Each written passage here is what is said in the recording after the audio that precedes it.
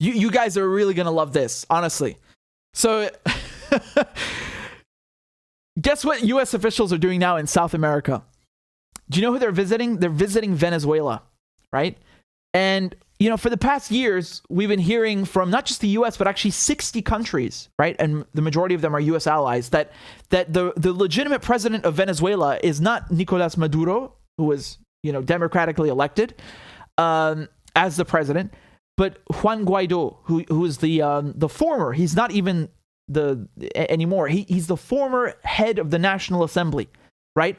So his whole claim to legitimacy was the president is illegitimate, and so the next in line is me because I'm the head of the National Assembly, and it's on that basis that the United States and other countries recognized him as the president. Okay? So now U.S. officials are in Venezuela, but who are they negotiating with and who are they meeting with? Do you think they're meeting with Juan Guaido? No, man. They're meeting with Maduro. Oh, shit. This is so funny, man. This is so funny. I can't believe it. They've been telling us for years that this guy is not the president, right? They want to get rid of him. They even tried to launch a coup. You remember that Bay of Piglets that Donald Trump launched? They sent these mercenaries from Silver Corps to try and take out Maduro, and it failed miserably.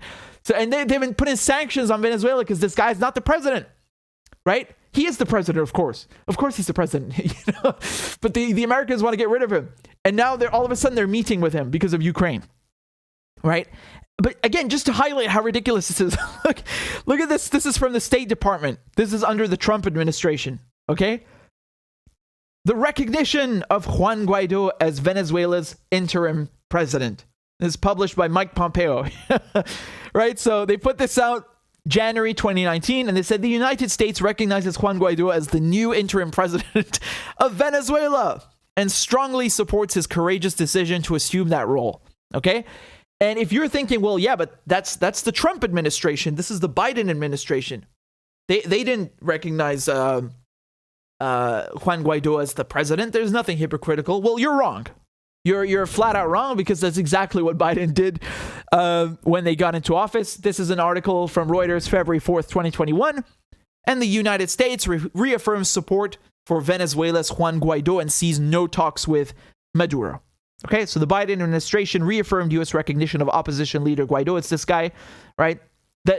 Interestingly enough, no one in Venezuela even knows. That's like the worst president of all time, So yeah, both the Trump and the Biden administrations, they recognize Guaido as the president, and yet, for some reason, they are not talking to him. They're talking to Maduro. I wonder why. And by the way, as I said before, Guaido is no longer the head of the National Assembly. His term finished, within the last year, in 2021. And the EU, who had also participated with this clown show, with this fucking circus. No, this guy over here that no one's heard of, he's the president of Venezuela. Guaido is the president. Even the EU, they were like, you know what, you just have no more claim to legitimacy. I'm sorry. We're going to stop with the circus now. And they let go. But the US didn't. The US didn't. So why are they meeting with Maduro? Well, it's because of the war in Ukraine, okay? And let's read this article. This is from the New York Times. They say senior U.S. officials are traveling to Venezuela on Saturday to meet with the government of President Nicolas Maduro, according to people familiar with the matter, as the Biden administration steps up efforts to separate Russia from its remaining international allies amid a widening standoff over Ukraine, okay? And they say the trip is the highest level visit by Washington officials to Caracas, Venezuela's capital, in years. The U.S. broke off diplomatic relations with Maduro and closed its embassy in Caracas in 2019 after accusing the authoritarian leader of electoral fraud. The Trump administration then tried to topple Mr. Maduro's government by sanctioning Venezuelan oil exports and the country's senior officials, and by recognizing the clown Juan Guaido, as we were just talking about. Maduro responded to the sanctions by seeking economic and diplomatic help from Russia, as well as from Iran and China. Russian energy companies and banks have been instrumental in allowing Venezuela to continue exporting oil, the country's biggest source of foreign currency, despite the sanctions, according to U.S. officials. Remember, just for context, Venezuela is not just an oil exporter. I mean, it has the largest reserves of oil. Obviously, because of sanctions, when you have sanctions, it makes it very difficult to make payments, right? Importing, exporting, replacement parts, whatever it is. It could be medical or related to the oil industry. It cripples everything. Education, you name it. And so one of the reasons Venezuela has had fuel shortages, ironically, you would think, why does Venezuela have fuel shortages? You have you have more crude oil than anyone in the world. Well, the thing is, they can't refine it. You can't just take crude and put it in a car. You have to refine it. And so Iran has been sending them fuel in exchange for gold, right? So just to give you an idea that Venezuela can make a lot of money, but and they know that, and that's why they sanctioned its oil. But Russia, Iran, and China, they've been ignoring the U.S. sanctions. Again, U.S. sanctions in this case are unilateral. They're illegal. They have no international legitimacy. And so Russia's invasion of Ukraine, the article continues, has prompted the U.S. to pay closer attention to President Vladimir Putin's allies in Latin America, which Washington believes could become security threats if the standoff with Russia deepens. And as Russia's economy craters, the U.S. is seizing on an opportunity to advance its agenda among Latin American autocracies that might start seeing Mr. Putin as an increasingly weak ally. When the U.S. and its allies began considering sanctions on Russian oil and gas exports this month to punish the country for devastation in Ukraine, prominent voices affiliated with both major American political parties pointed to Venezuela as a potential substitute. So you understand what's happening? The United States is worried. They're shitting their pants because the price of oil has gone through the roof. As I showed you, it's higher today than it's ever been since 2008, since the crash. And they're worried. You know, again, Europe has a gas problem. A lot of their gas comes from a problem in the terms of, you know, the U.S. A lot of European gas comes from Russia. Russia can just turn off the valves, right? So Venezuela, as I told you, has a lot of oil. And they're thinking that right now they can get Maduro to turn on the Russians, right? So this is the game that's being played, okay? And it's all because of oil. It's not because they like Maduro. They know they look like clowns, but they need to do it for resources, right? So well-connected Republicans have been involved in talks about restarting the oil trade. Oh, by the way, I don't know if I mentioned this. This is, again, another important context. The United States used to be one of Venezuela's top customers, right? So Venezuela was not only just exporting oil to the whole world, but especially to the U.S., one of their top customers, right? So keep that in mind.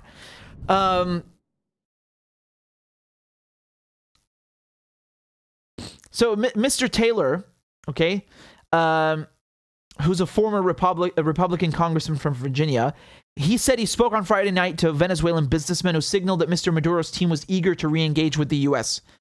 We should take this opportunity to achieve a diplomatic win and a wedge between Russia and Venezuela, he said in a statement.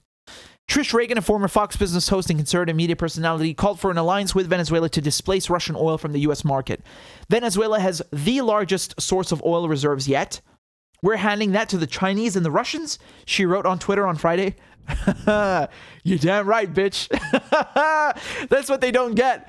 They're starting to see the ice crack beneath them. Like, oh shit, what's happening? A global realignment? Yes, you fucked up. That's exactly what's happening. Exactly what's happening. And you've been too arrogant to see it. You don't know what's coming, man. That's exactly what is happening. The global south is going to stick it to you because you've been sticking it to them. That is precisely what's happening, right? Because Venezuela is going to remember who was there for me when the U.S. was shitting on me. It wasn't you. It was the Russians and the Chinese and the Iranians. And the Syrians are going to say the same thing. Who was there for us when you were bombing us? It was the Russians and the Chinese and the Iranians. You see how this goes?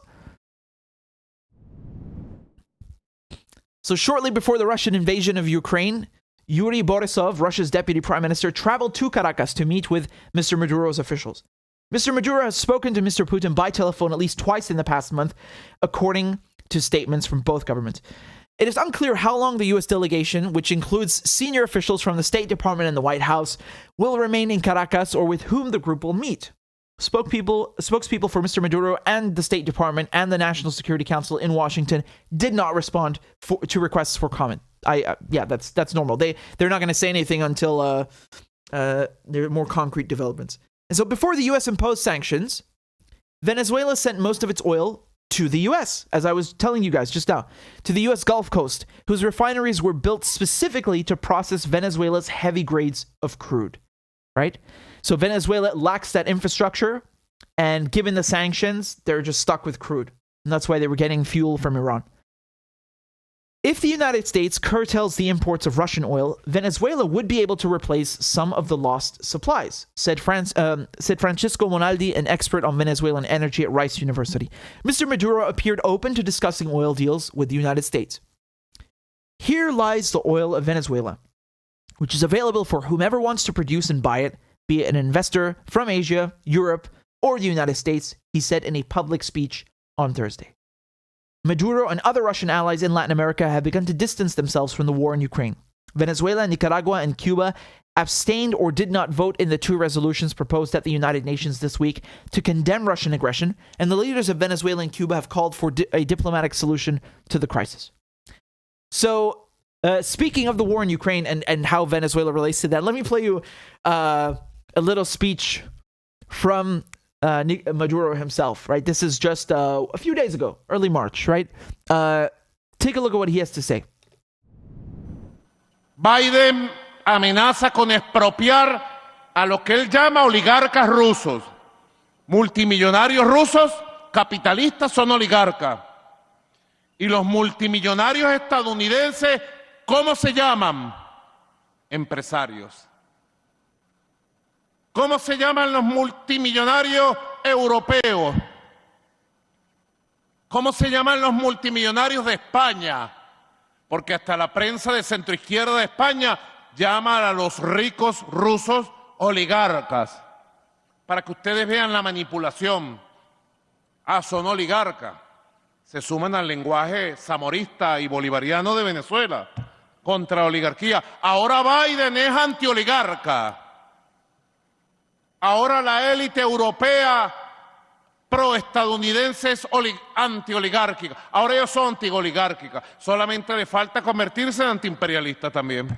¿Ah? Ahora son anti-imperialistas. Biden es anti-oligárquico y anti-imperialista. Para que ustedes vean la manipulación del lenguaje. Para que ustedes vean cómo se manipula la opinión pública internacional. So he's I'm going to play you the speech that he gave on NATO in a second, but this one was also related because you know that you keep hearing in the news like we're sanctioning Putin's oligarchs, the Russian oligarchs. But if you're in the US, you know, you're Bill Gates or Elon Musk or, you know, whatever these fat cats that are running Wall Street or the pharmaceutical companies and shitting on people and, you know, depriving them of healthcare, college, you name it. You know, they're just businessmen. They're entrepreneurs, right? It's like a nice thing to be stinking rich in capitalist America. But if you're stinking rich in Russia, you're an oligarch, you know. But there's another speech from Maduro that I wanted to play to you where he talks about what's happening. Take a look.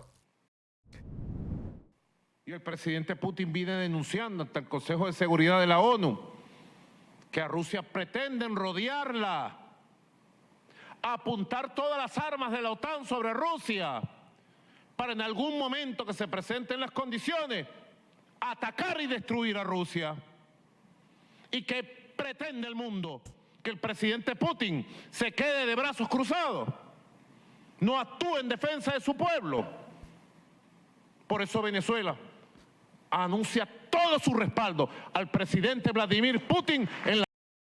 Yeah, so I mean, to be fair, I'm gonna be very clear with you guys.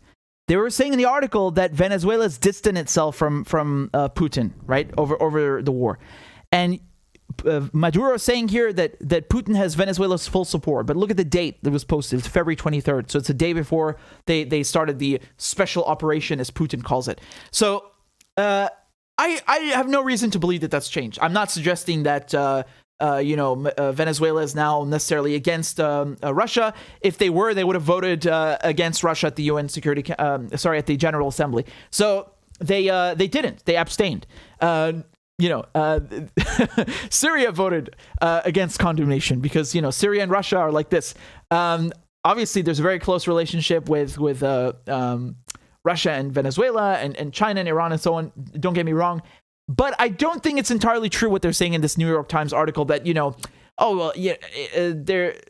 Maduro, he's distancing himself. Nicaragua, Venezuela, they're distancing themselves from Russia. No, I don't think that's necessarily true. I think the fact that they abstained from condemning Russia at the UN General Assembly is an indication that they are still with Russia, on the contrary. So, in any case, sorry to interrupt. Let me let Maduro continue, right? Se quede de brazos cruzados. No actúe en defensa de su pueblo. Por eso Venezuela anuncia todo su respaldo al presidente Vladimir Putin en la defensa de la paz de Rusia, en la defensa de la paz de esa región, en la defensa valiente de su pueblo. La paz de Rusia es la paz del mundo y vamos a defender la paz del mundo. Repudiamos y rechazamos todos los planes para rodear militar y estratégicamente a Rusia. A Rusia se le tiene que respetar como se tiene que respetar a todos los pueblos del mundo. I'm not gonna lie, man. He gives a good speech. Maduro gives a badass speech. We cannot deny that. We cannot deny that. And I'm gonna be very, very frank with you. I nothing makes me happier. Nothing.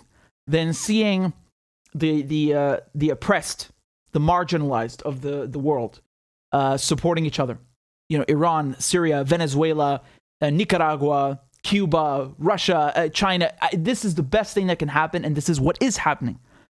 This is what is happening right before your very eyes. We are living in a very, very interesting time in history. Very interesting, right? That doesn't mean a time that's void of tragedies.